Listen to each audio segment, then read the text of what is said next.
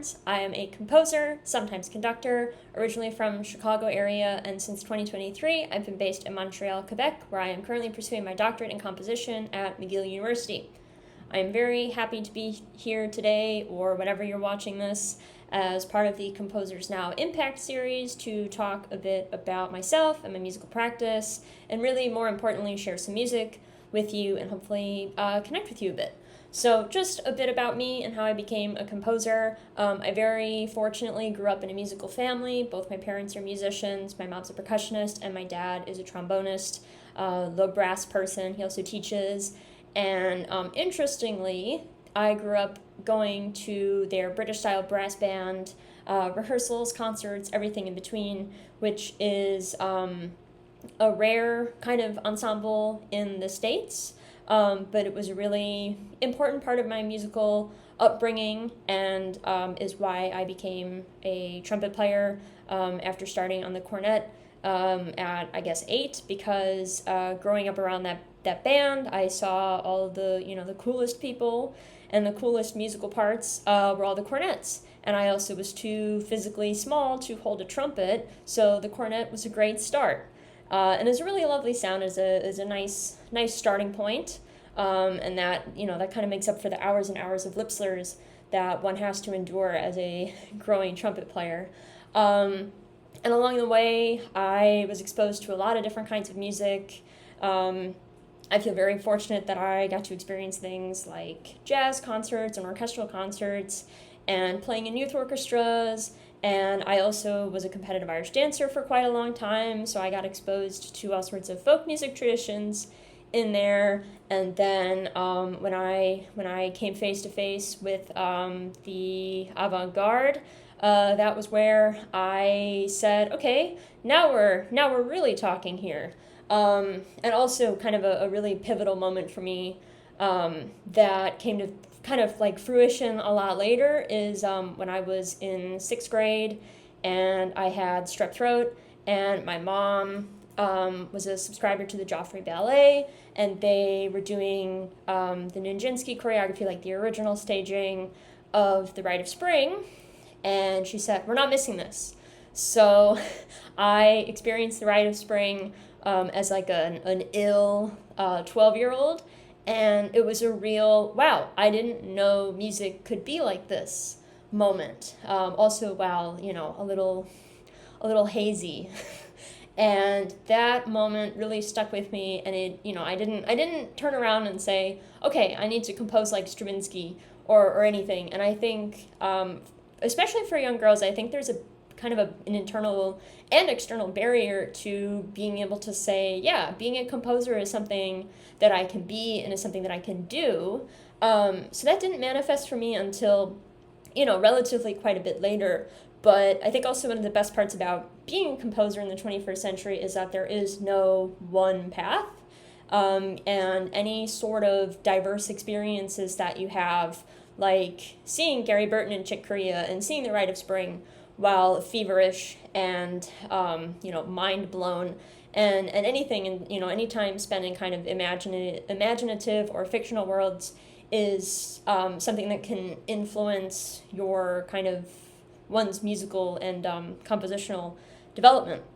So that's to say, I started composing in my high school music theory classes, and I was kind of just messing around with electronic sounds, and my teenage rebellion was guitar, mostly in jazz and classical, and also I was a really big Jack White, was and am still a big Jack White appreciator, and I got really into thinking about sound quality through that kind of world. So I was experimenting with things like guitar pedals and kind of loopy, noisy things, just experiments, and then writing some stuff. And again, it was kind of one of those things, like I didn't really feel like I could call myself a composer. Then kind of later on, partway through undergrad, I said, okay, this is something that I need to do. I had kind of burned out on being a trumpet player, and I didn't see myself practicing the same excerpts over and over in that really kind of insular world, and I felt that I was realizing I had something to say, especially after I had, really come face to face with the avant-garde, and liked what I saw and wanted to contribute to that if I could, and kind of make that part of my story, which is also one of my favorite things about being a composer, is that you get to build your history and your family tree, and build the things that you participate in, and what you give to and what you receive from.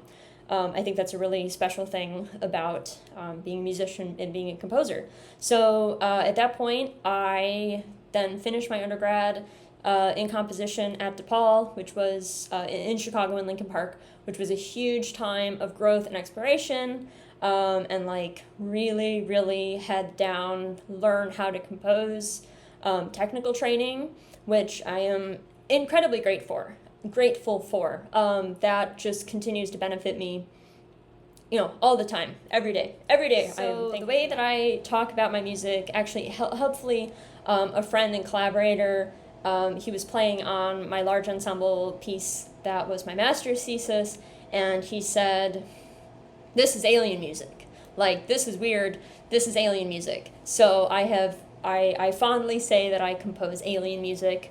I am really interested in the thorny things and the complex, rich sound worlds of things, where multiple listenings are rewarded, and you can draw connections between different types of materials. It's very much how I think.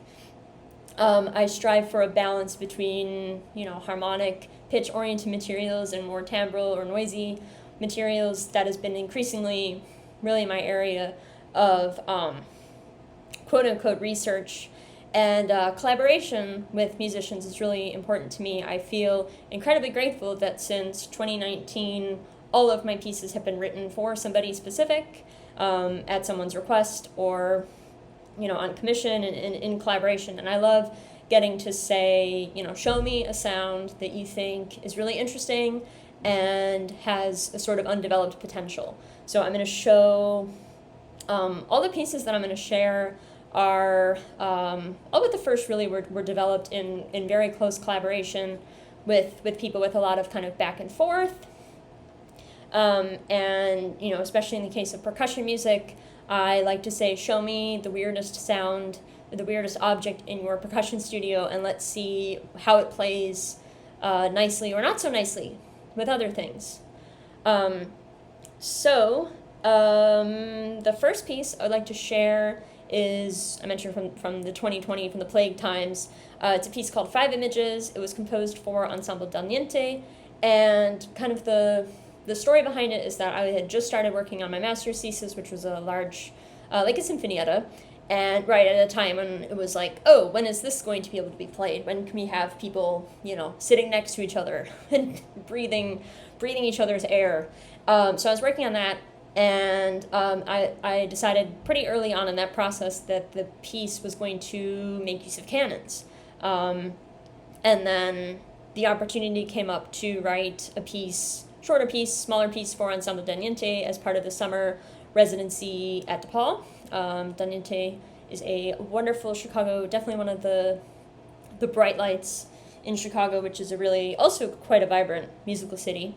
And so I said, okay, well, I've been writing a bunch of sketches of canons.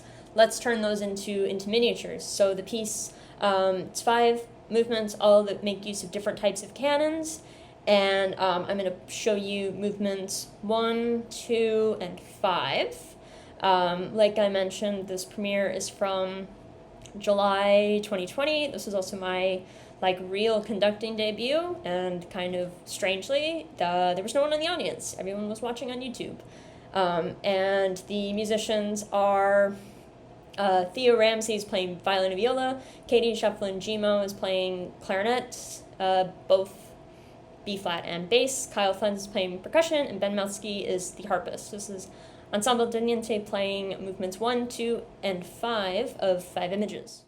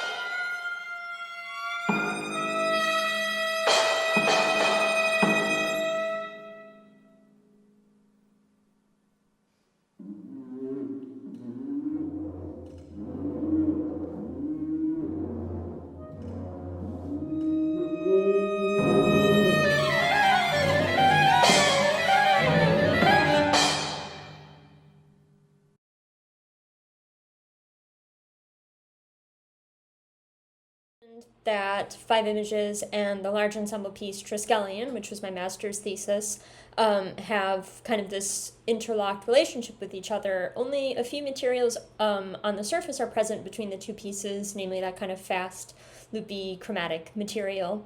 But the shared use of canons and the larger concerns over form and process are shared between the two pieces. And that's really been an ongoing concern for me since that time, of cultivating shared or similar types of materials or behaviors of process and musical development under different types of circumstances, or applying similar types of processes and types of behaviors to different types of materials. I also mentioned that collaboration is really important to me, and I love working with musicians.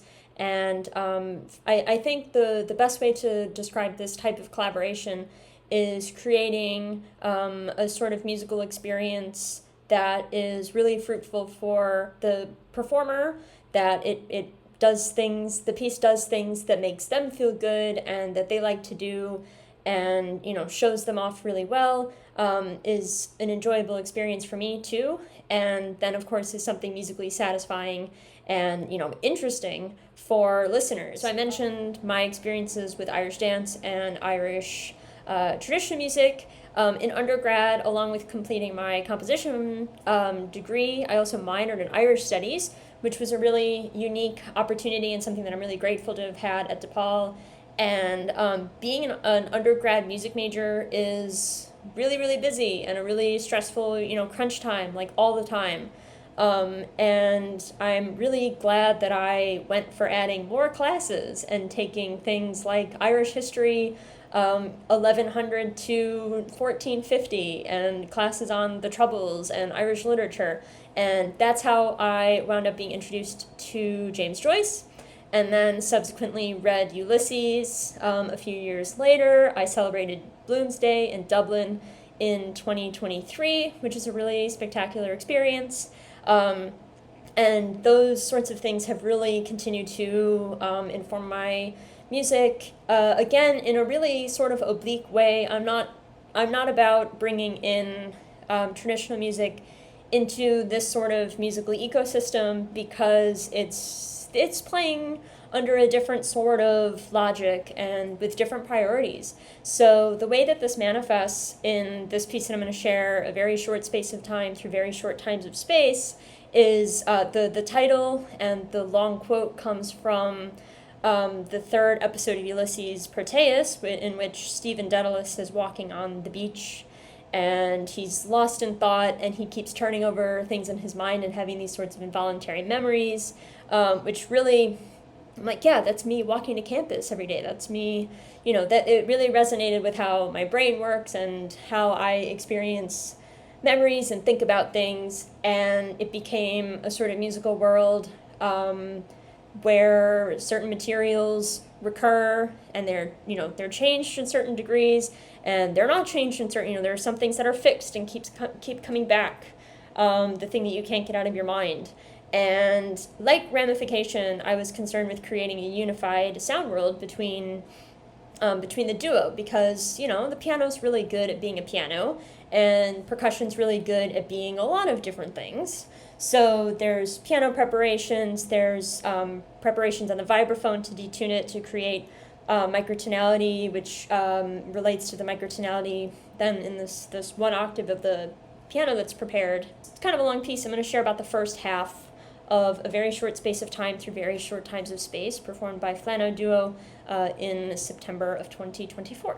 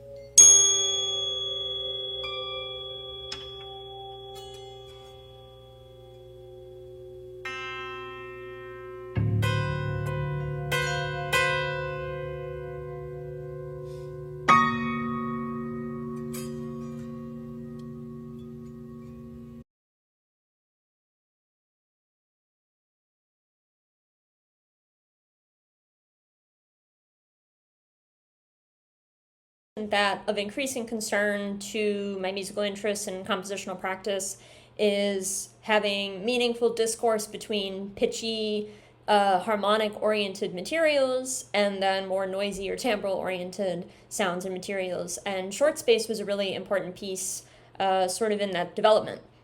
Then the last piece that I want to share, part of you really continues that as well as collaboration. This is a piece called Clouded Winding Paths, which was written for and in collaboration with violinist Jennifer Gersten, and this performance was the world premiere at Shoal Street Studio in Brooklyn this past July.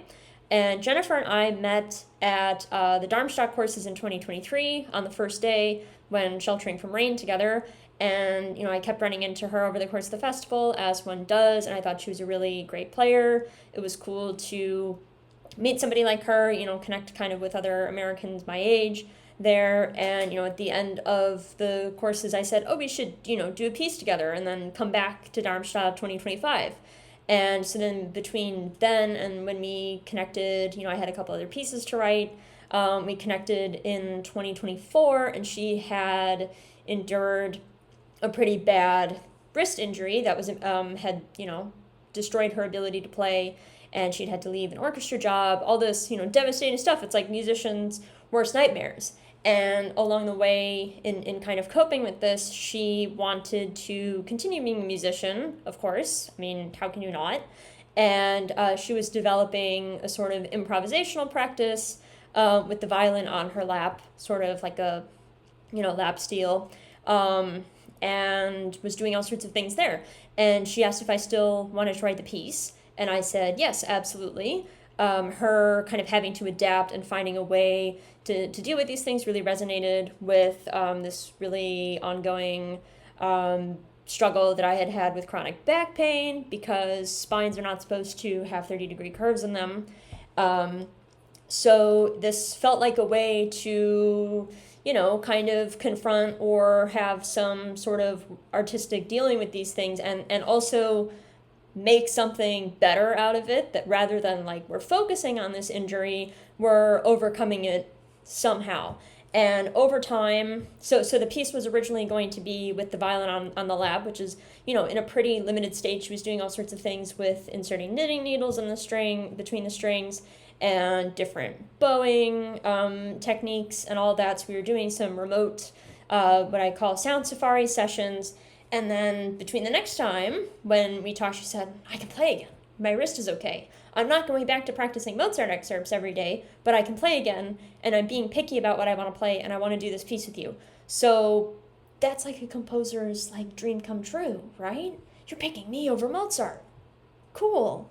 So then it became, okay, this backstory and this injury is baked into the piece. This needs to manifest in the electronic part. We actually had planned on it being violin and electronics, because in all honesty, that was a weak point that I had wanted to develop. And what better time to do it than in this sort of like weird kind of deviant violin setup. So it was going to be a violin and electronics piece from the get-go.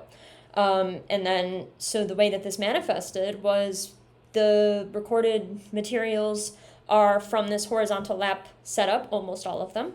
And it's identifiably a violin, but there are a lot of things in there that we would not have found, or I would not have known how to write, thought to write, without having done these sort of forced exploration settings. So I think it's a really good example of constraints leading to new musical discoveries and sorts of ways of working, because I definitely would not have written a piece that opens with playing the violin with the plectrum at this really noisy, jangly, resulting sound if this hadn't happened. So